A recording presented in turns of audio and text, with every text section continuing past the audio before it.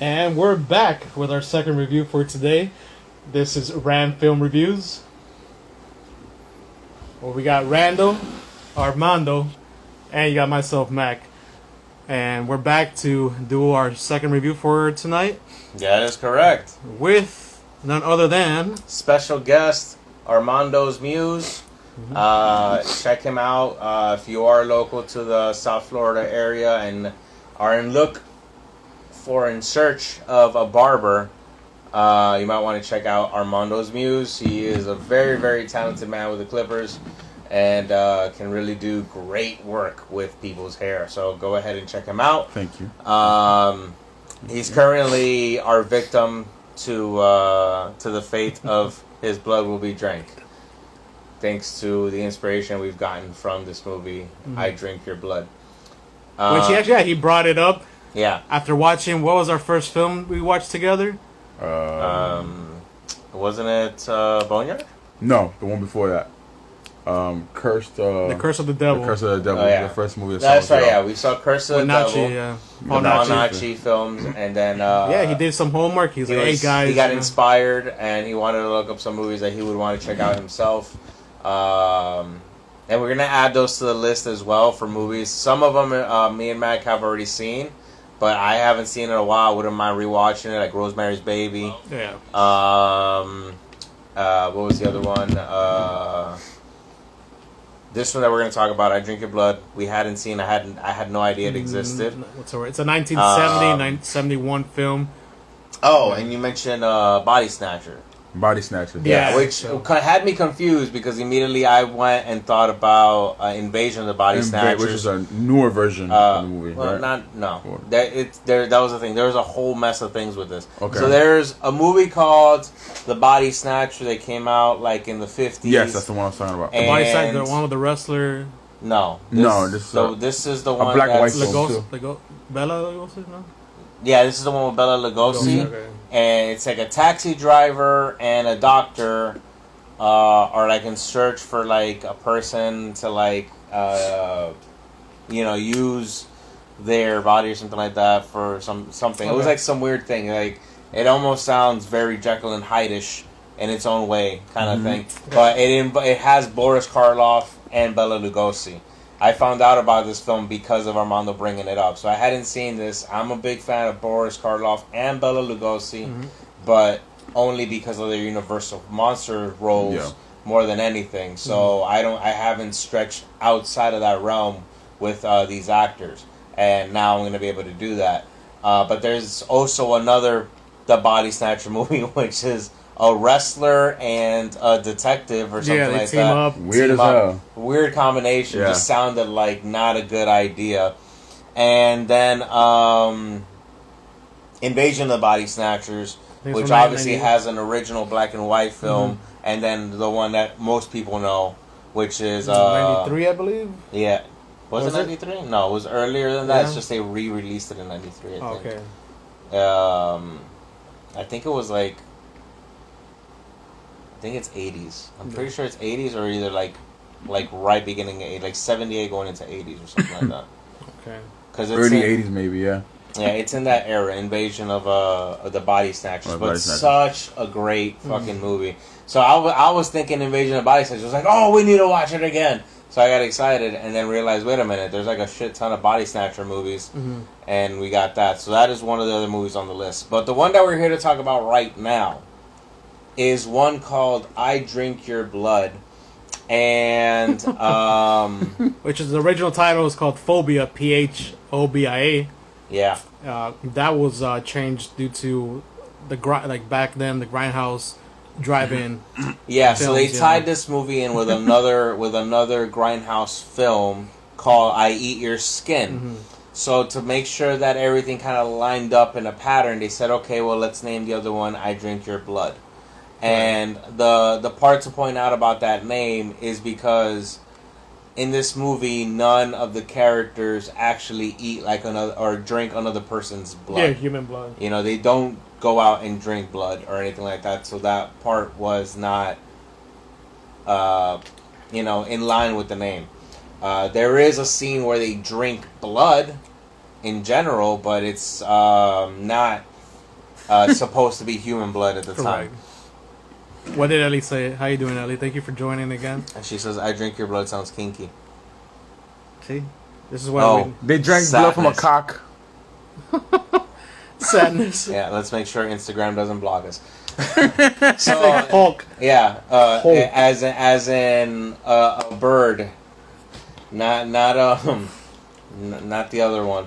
Yeah. So yeah, it's a cock. What they actually it's not, and actually it's not because it's a chicken, so it's not a rooster. Okay, so it's so it's the wrong one. Yeah. But a chicken actually met its fate on this movie because they actually go ahead and perform an actual chicken killing on screen. Usually in these moments when they do something like that, especially with an animal that's usually used for food, they won't let it go to waste. Like everything follows a protocol, so they'll go ahead and dispose of the body of the animal in a proper way. So in this case, it would have been they more likely cooked it and ate it. This is usually the protocol they follow because there was already animal cruelty laws in place. Yeah. So you can't just go ahead and randomly kill an animal, which is one of the problems that Cannibal Holocaust had, right?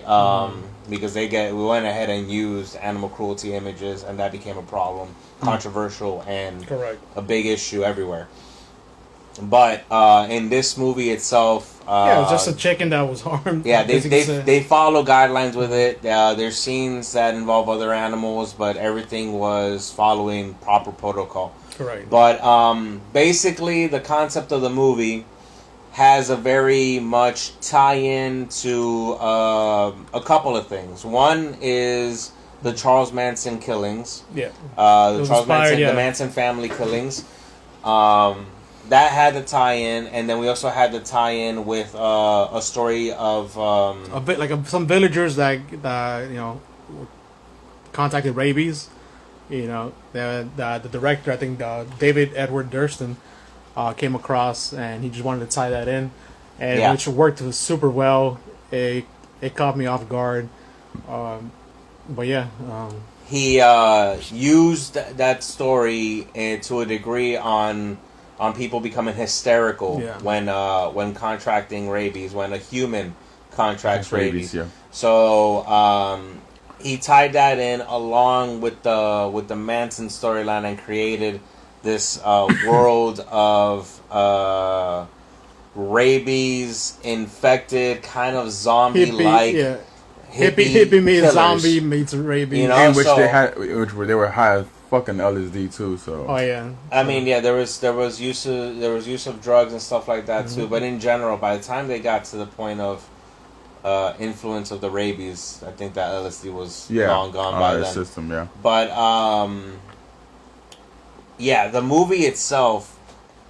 It was super interesting. It is interesting, and it was actually a very, very well done, especially considering the score. The era. The music had Mac constantly like on the seat, like fuck, what's gonna happen? Yeah, I'm gonna break this chair. He was constantly on edge with the movie, and it was really well handled, and he's like drugs.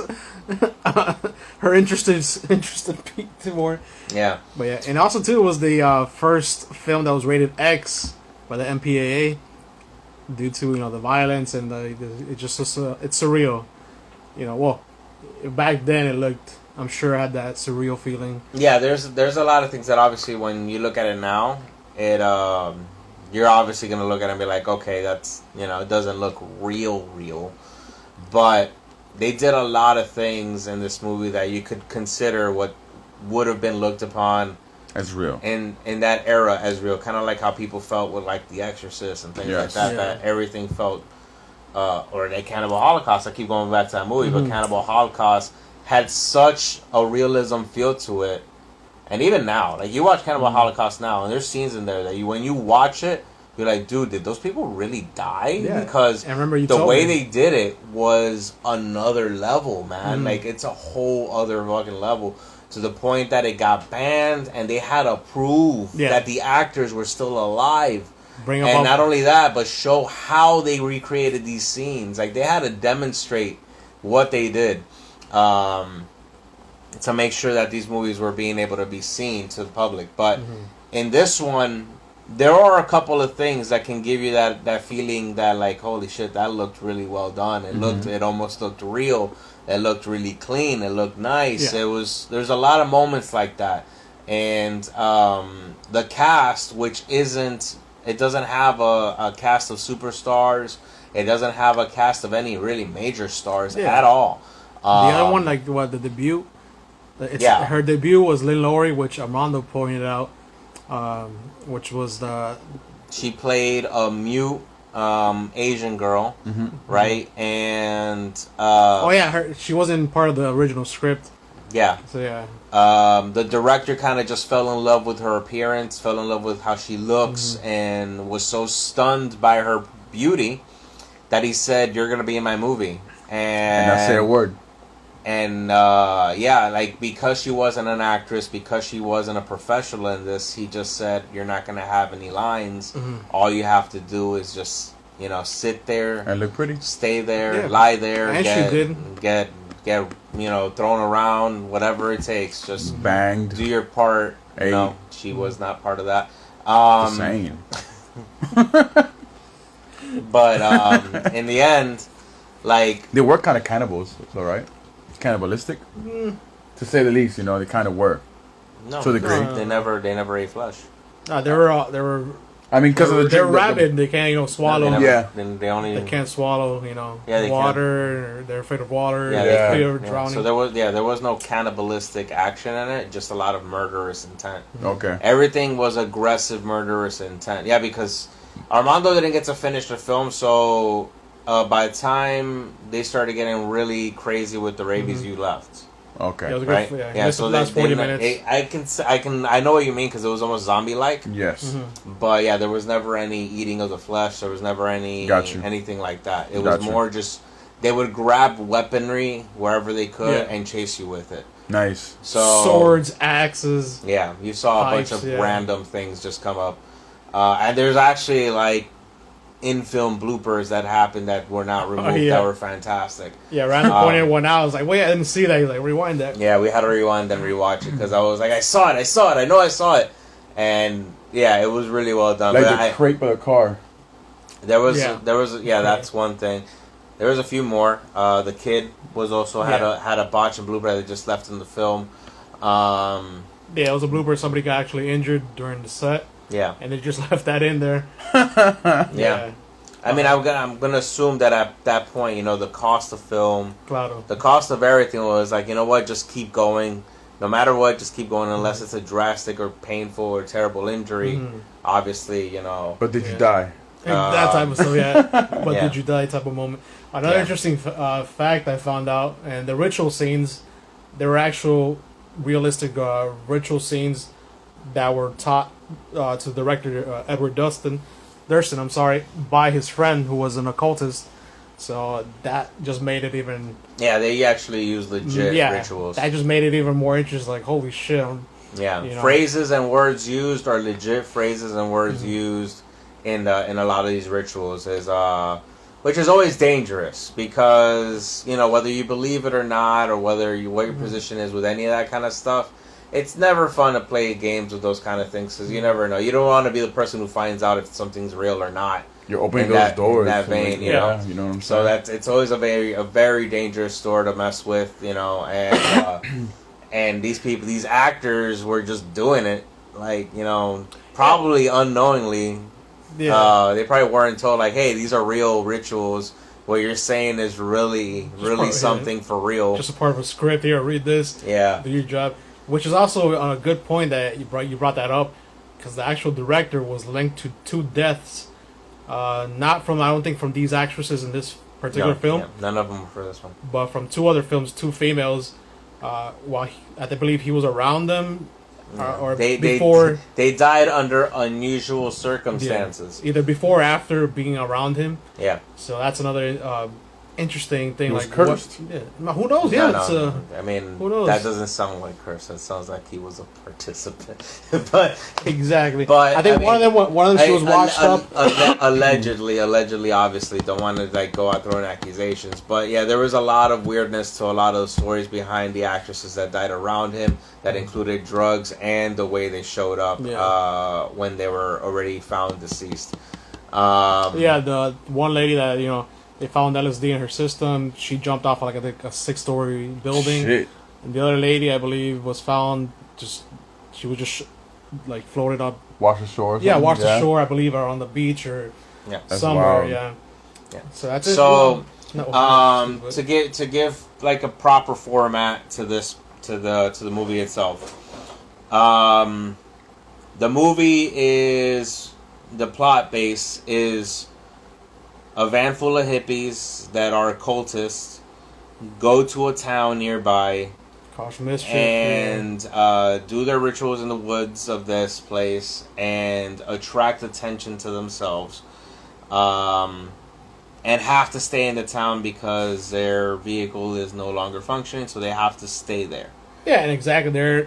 Would you say these are adults or teenage? Yeah, teenagers, right? Well, I would say teenagers. But then again, they're played by actual adults, so it's kind of hard to imagine them as teenagers. Like early 20s, though. Yeah. It may be like pre 20s into 20s type of vibe. So you got this mentality of you're a teenager or whatnot. You're gonna do what the hell you want to do. Nobody's gonna stop me. Yeah, nobody's gonna tell you no. Rebel without a cause type of exactly. mentality. So they come into this town. Causing havoc, I guess you could say, and they're not gonna listen to nobody, so they just do what they want to. Young adults, exactly. Yeah, they know the world. So they go into the town and stay there, and just become kind of a nuisance, a problem. The overactive young adults that act out their mommy and daddy issues. Let's put it like that. Mm-hmm. And then it develops into an issue with one of the families in the town, and that issue leads to the development of what ends up happening, which is rabies-fueled hippies with weapons. Yeah, it makes you want to eat pies, right? I want a pie. Makes you want to eat apple pies. That's a little reference. Meat pies. Yeah, meat pies. Meat pies. There you go. There are meat pies. So, and some had more than others. I'm actually gonna do a close-up scene of the actual '70s poster. So you can see the beauty of this artwork. Let's see, who's in one?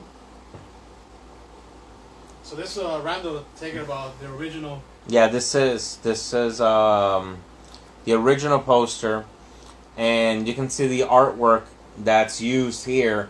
The artwork is conceptually from an original film called It, and not the Pennywise. This is way before Stephen King. This is a movie from 1967 called It, and the artwork was left over from that movie, and they were able to use it in the artwork for this one, and it fit really well. If you look at that poster, you're not going to tell me you're not interested in seeing what the hell is going on there. Even more when you see I drink your blood, I eat your skin. So yeah, which is I Eat Your Skin was also retitled. The original was called Zombies from 1964. Yeah, so that just goes hand in hand, I believe. Exactly, Ellie. It looks like a vintage comic, like one of those old school horror comics. That's kind of like the vibe it gave me, so that's why I was immediately like pulled in to like wanting to see more of this, because as soon as Armando mentioned it, I looked it up, and the first thing I saw was that poster image. I'm like, holy shit, this looks amazing.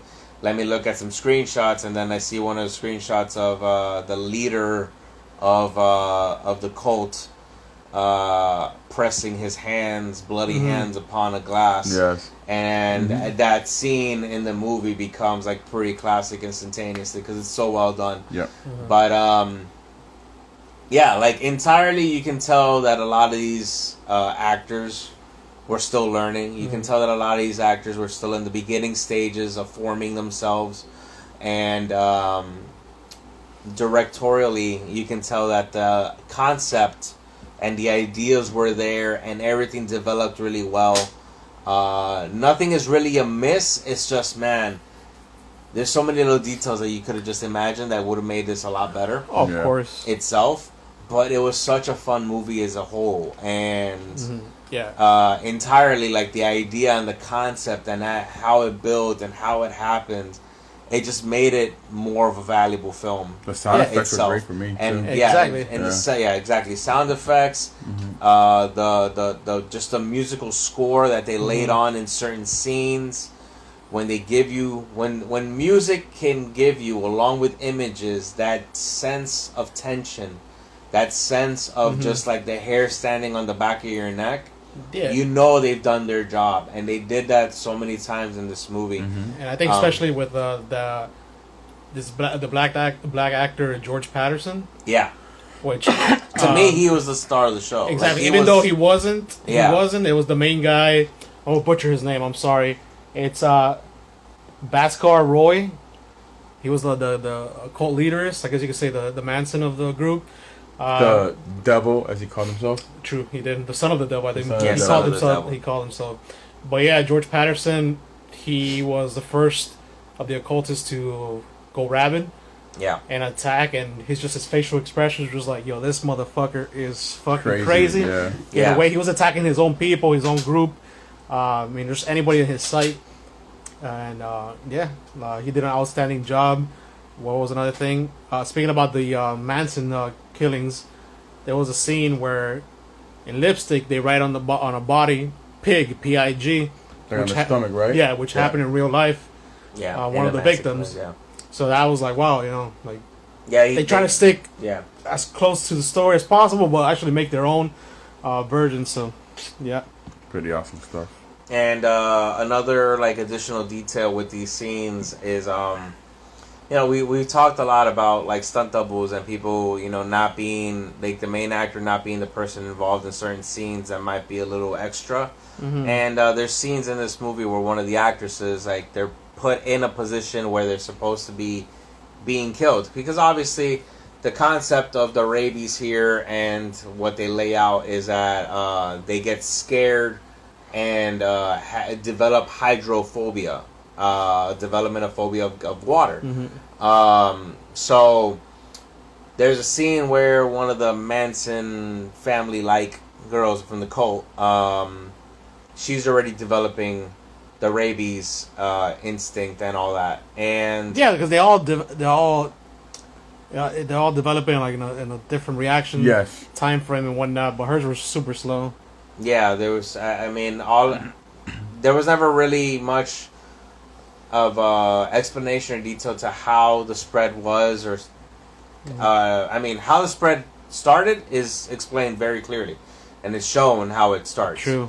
But timelines for how it affects everyone doesn't really showcase itself, because we can see certain people who ate more than one, consumed more than one of what had the rabies in it, which was the meat pies. We already mentioned it, so that's out there. But the meat pies were what contained the rabies in it. And one of them didn't even eat the whole pie, only ate a little bit of it. Another one only ate the single one. One dude ate like two of them. But we didn't see if there was a difference in that, because even the person who ate two wasn't even the first one to start turning. No. So, in the end, this one girl, she's in the shower.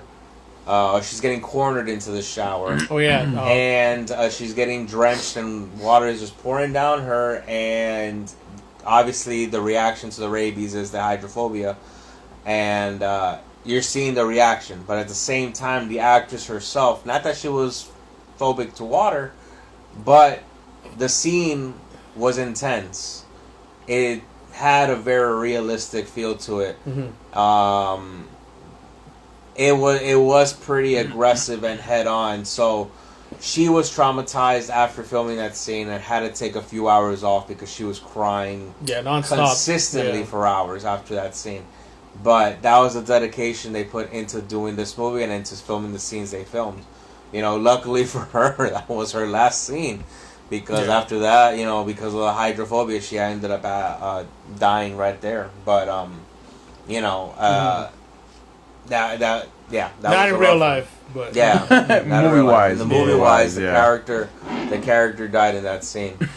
And then the other part to point out would be that the lead actor, Bashkar had his girlfriend on set. Yeah, and, so when the movie was released, he brought her over, took her on a date. He's like, let's watch a movie I was part of. And around halfway through the film, she just exited the theater and started vomiting. It was that intense back in the day. You know, it's stuff you don't, people are exposed to the first time. How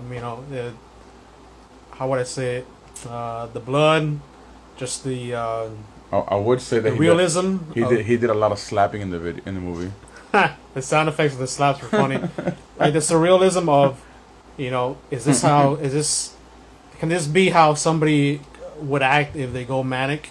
Yeah. I mean, only a few of us could probably, how would I say, relate to that, if at all, in our lifetime. How would you react? What would you do? Yeah, like seeing a literal development of hysteria. Yeah, like say somebody boom, just switches on you, doesn't recognize you, just wants to attack you. How would you react? It's you or them. Very like American Psycho, like 1970.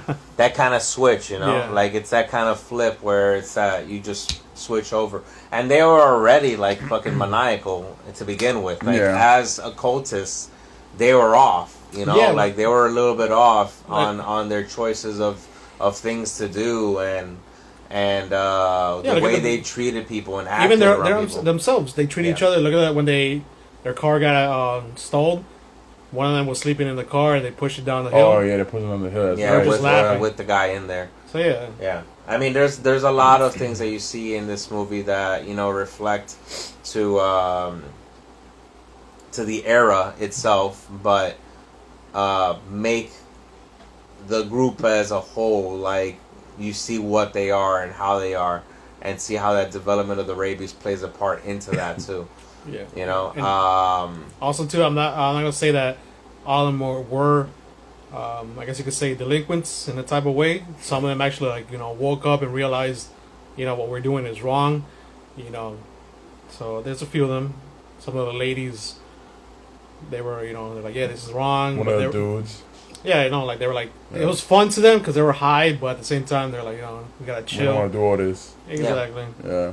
Because there's a part, like you said, that it got to the point where it was so extreme that they were like, oh, we'll have to die or kill. We need to.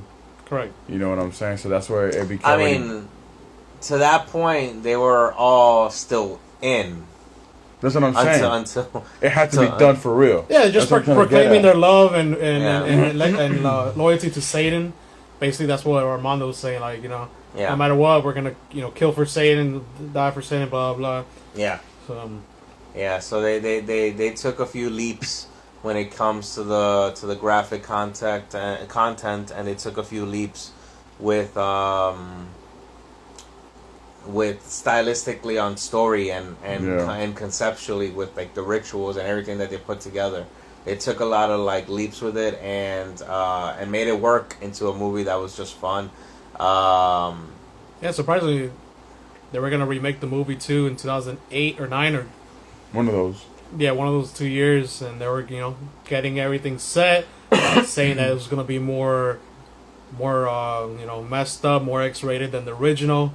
And then, unfortunately, David Edward Durston's time came up, and in 2010 he died, I believe, of pneumonia. Damn. So then that was canceled, which is understandable. But the movie made such an impact that I went ahead and bought it. So I actually have, and this is the detail to this too, is what we saw. Because we ended up watching it on Tubi. It's on Tubi for free, Ellie. Download Tubi, create a free account, and save that to your watch list. So we watched it on Tubi, and I would imagine that what we saw was not the uncut version, because this film has been cut many times, and what I ended up purchasing is the director's cut, so it's going to be the full version, the full original cut of this, and now I'm excited for that to come. It even comes with a fun little prop that ties into the movie. I won't share that because I don't want to spoil that part of it, but I'm going to be very excited for when this package arrives, because one, I'm going to immediately be saying like, yo, let's watch this movie again, let's enjoy this again, and watch what we missed out on, and then go ahead and give like a little bonus review, because we're going to want to go ahead and update you on the difference between what we saw with Tubi, which was graphic alone. Yes. Like, it was really graphic alone. Yeah, that's what Randall was like. What made Tubi be like, hey, let's put this on the movie on Tubi, like, for free. I was like, hey, it's a family film, Yeah. So well, also Randall was saying that there's so many cut versions, is that once that was released in theaters were claiming that they were gonna remove the film from theaters unless they come out with a cut version, and this happened in so many places that the theater themselves started cutting the movie their own way, that there's so many versions of this film. Because at that point there's legalities that come into play. When it comes to films, once they pass certain protocols, then the production company isn't required or obligated to make these cuts. So theaters at this time decided on their own to be like, well, then if you're going to force this movie down my throat, I'm going to release it the way I want to release it. And they went ahead and went forth with their own versions or their own cuts. So there is no description to what we saw on Tubi that would detail that it is the uncut director's version. I'm just going to assume that Tubi definitely cut some stuff out. Because, I mean... Yeah. What did Ellie say? They probably had the booth techs trim the film. Yeah. Probably. Yeah, Ellie, you worked in movie theater, so... Yeah. You know about how to cut films and whatnot, I believe so. Yeah, so, and imagine in that era. So, and when you're talking about, what was it? 1970. 1970, 71, yeah. Yeah, 1971, when everything was still, full on reel to reel. But yeah, I'm excited to see what the director's cut is. Even more so that since it is called the director's cut, that makes me more so think that what we saw was not. Not the entire version. Was it a steelbook, right? Yeah, it's a steelbook. It's a steelbook? Yeah, and the version that I'm getting fully new and sealed, which I'm ecstatic about. And then again the prop. So I'm happy about that. So,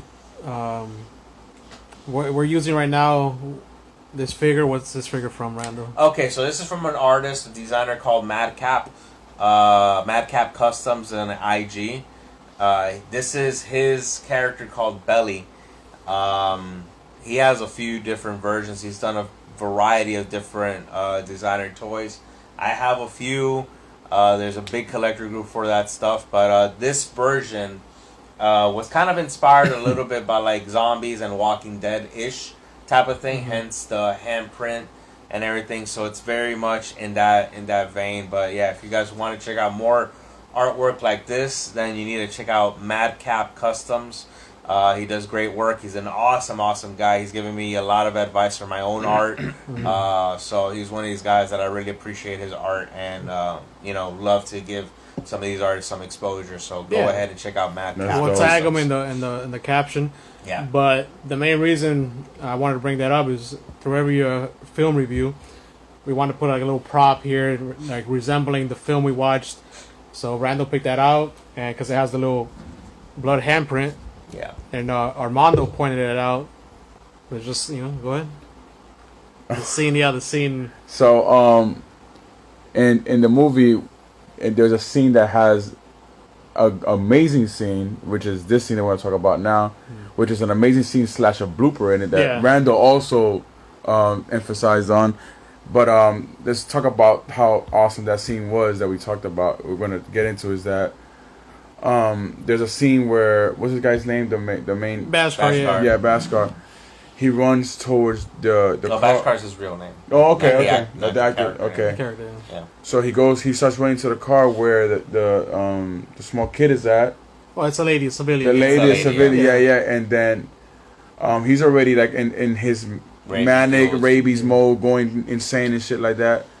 And then as soon he runs to try to kill her, scare her, but the first thing that he does, he puts his handprints on the window of the car, and like kind of like smiles and like yells at her, and then pulls back, and then you see these nice handprint of blood on the mirror. But it was just so well done because it's not like how you could probably get like whatever like paint or whatever, you put it on something. Yeah, it's like you can have creases and only dots and stuff like that.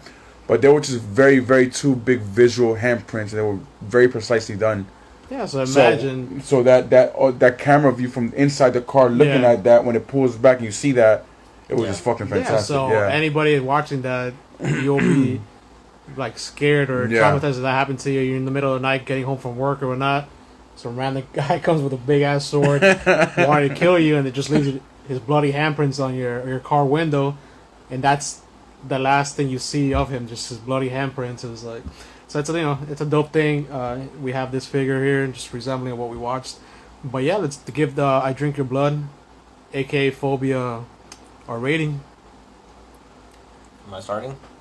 I just want to add, I'm not gonna give it an official rating until we see the director's cut because I did not finish the movie, so I can't. I gotta give it a chance to finish the movie. I just can't do that. Yeah. We'll circle back with his rating next time. Yeah, because we're gonna have to do the bonus piece after we watch the director's cut. So on that one, then Armando will come back and witness that with us, so like that he can go ahead and give full review, full rating. Oh, Ellie, you're sweet.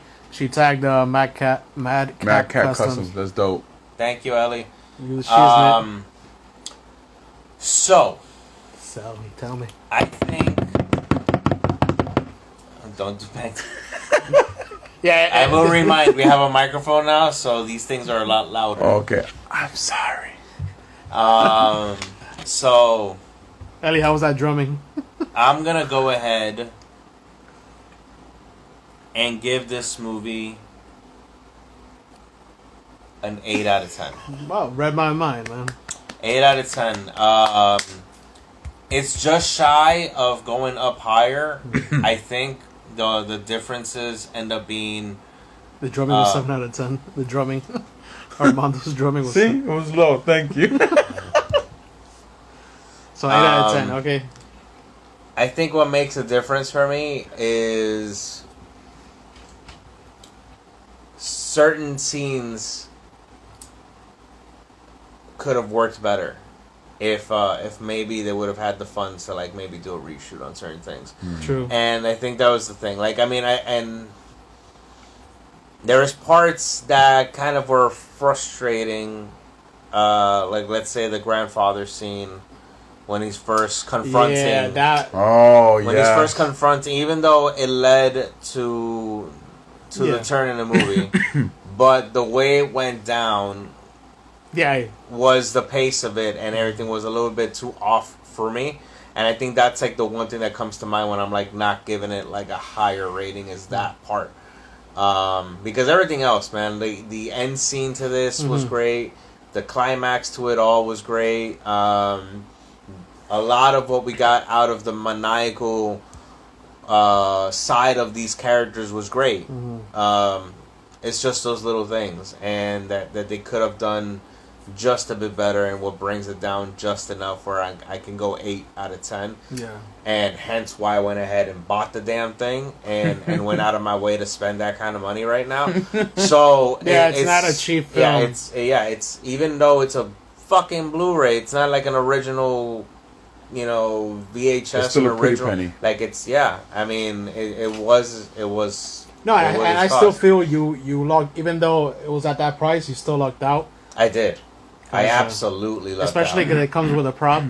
Yeah. From the film. Yeah, I absolutely lucked out because it is a steel box. The steel box. Sealed steel.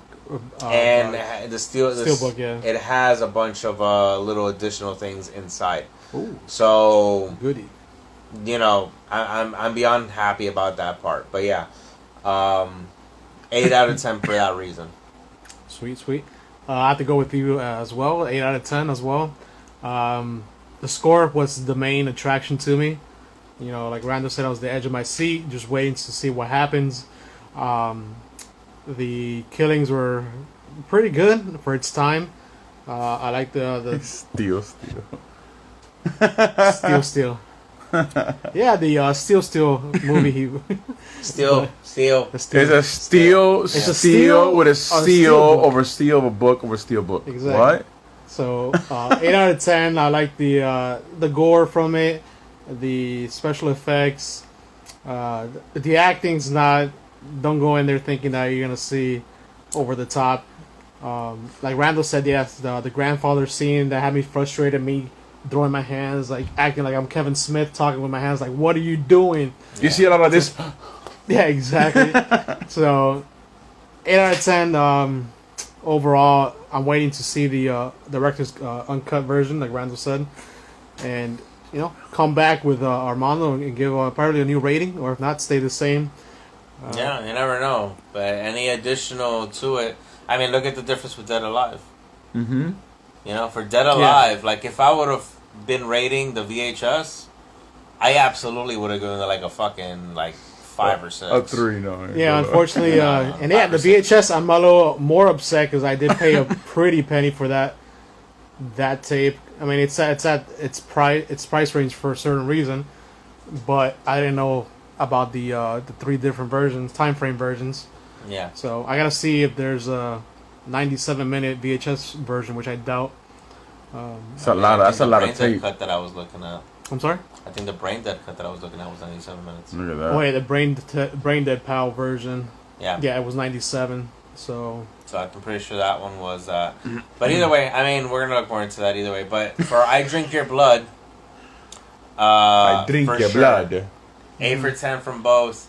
We'll be back with an update on that one once the purchase has arrived, because I am excited to see the director's cut on this one. It was a great selection by Armando, like a random thing that just came out of nowhere. We're proud of our young boys growing up. You know, and thank you. Thank you, Father.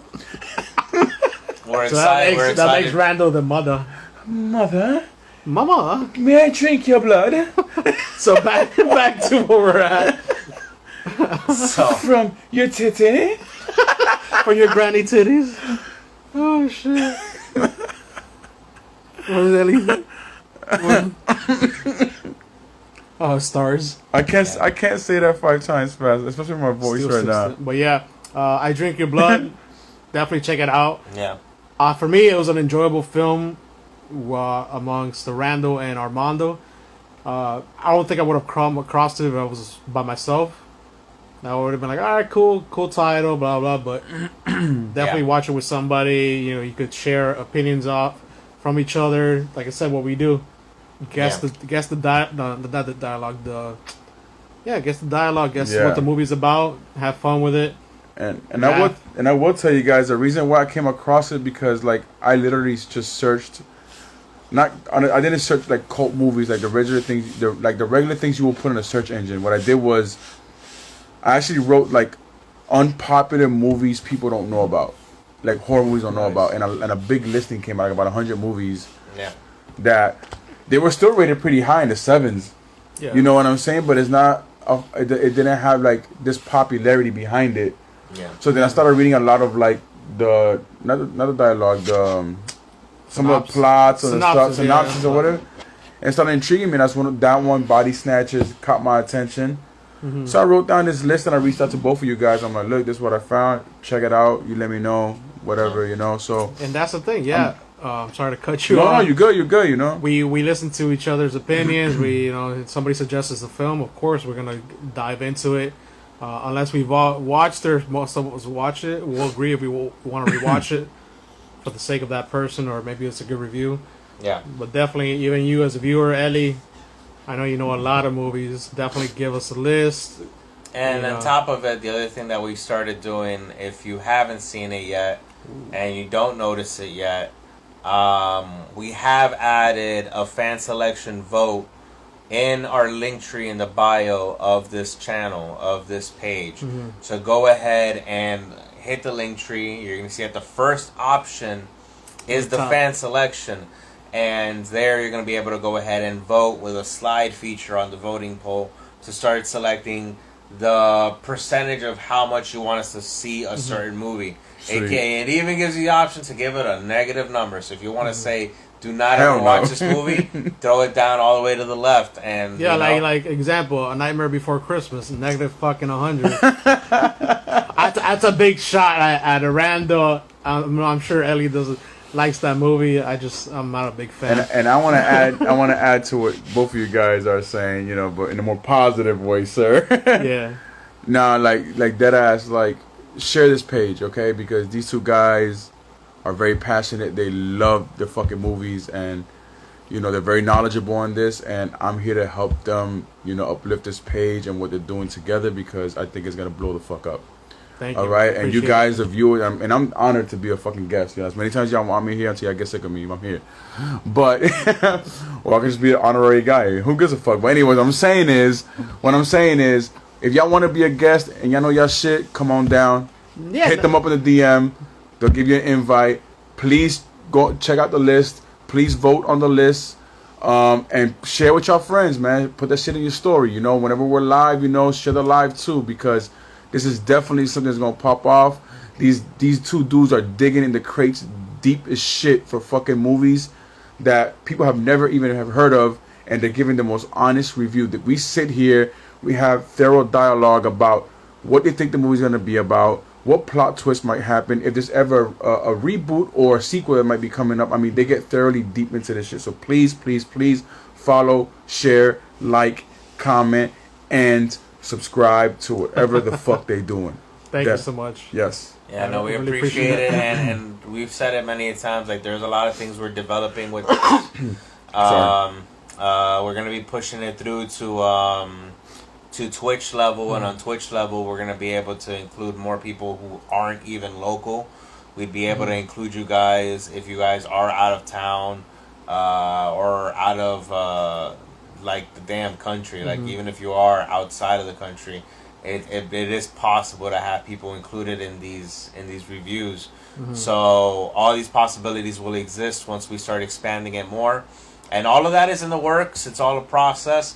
We're doing these steps here because this is the preliminary for us to get the feel of how people want to react and feel about this, and just reality. Like I've said it before, and I said it from the beginning. Like, this is just me and one of my friends, like, sharing our love for the passion of movies, and spending the quality time to watch these movies, talk about them, and share it with people just for the fuck of it.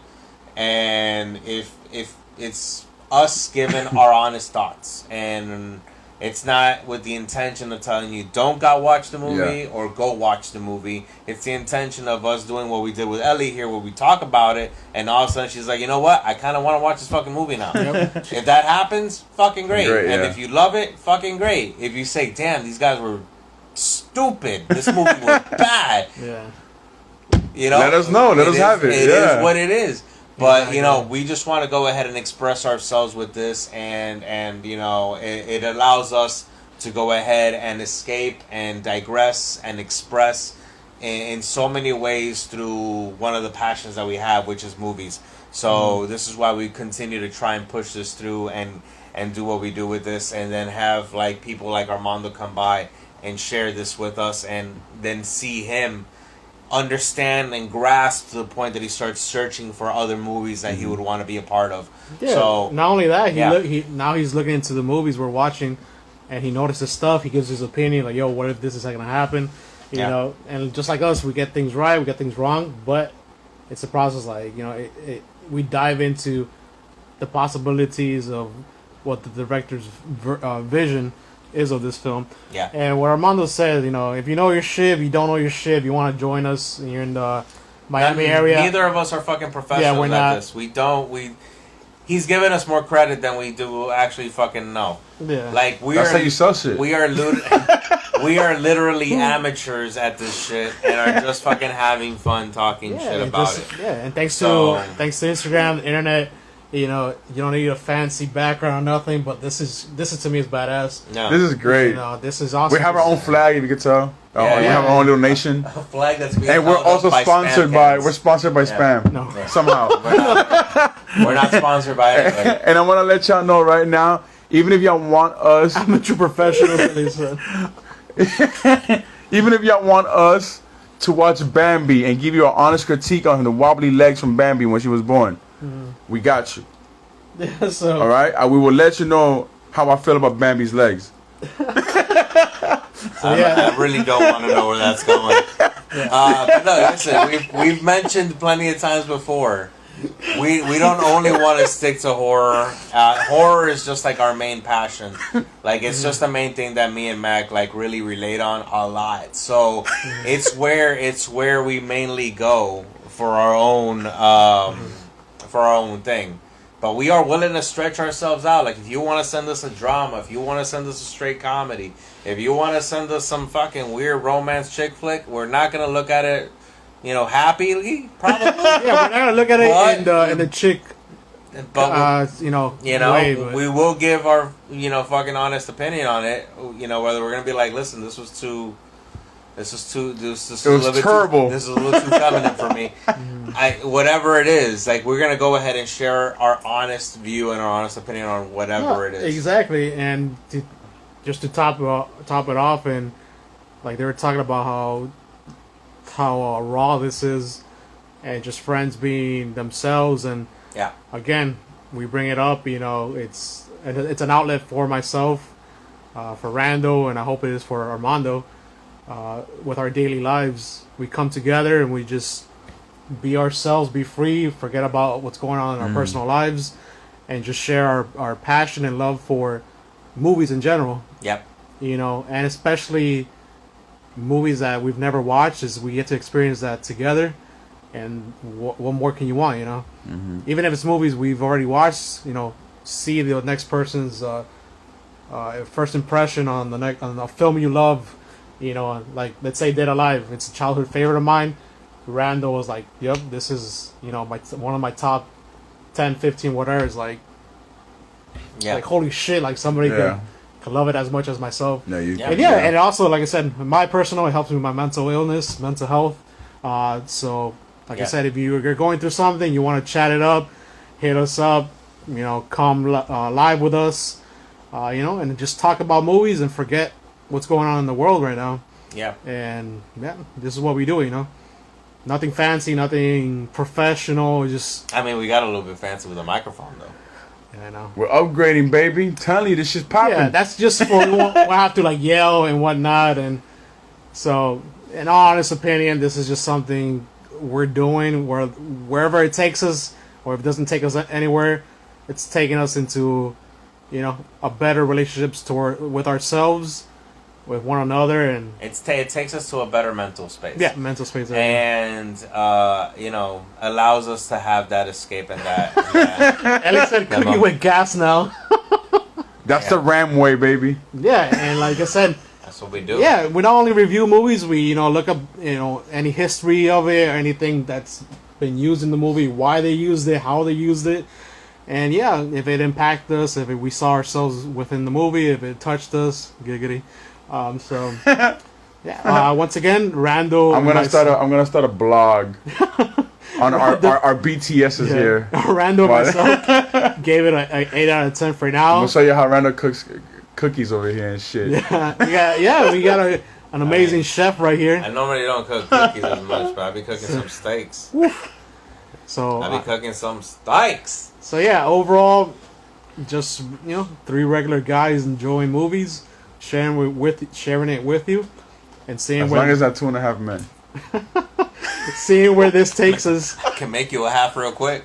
Ooh, boy. All right, so we're gonna close out with that. We're gonna go ahead and exit. We hope you enjoyed this review. We're gonna actually come back with another review. It's gonna be a twofer because the thing is, like we saw Dead Alive. a few days ago. We saw I Drink Your Blood a few days ago too. We just couldn't get to the point where we were able to do the review because just timing was a problem for us to do the review literally right after. But the plus is everything was so fresh on our minds, and everything was still relevant for us to think about it and remember everything that it just felt natural for us to still do it and to still follow up with a review for it. But we watched one of our first fan selections today. Literally today. What's today's date? I don't know what today's date is. September 12th, 13th. Back to back. Monday, September 13th. Okay. We watched it. Today's the 13th? Well, it was the 12th. Because we watched it on... That's what I said 12th, 13th. Sunday the 12th. Sunday the 12th, we watched our first fan... September 12th, we watched our first fan selection movie, which was Pumpkinhead.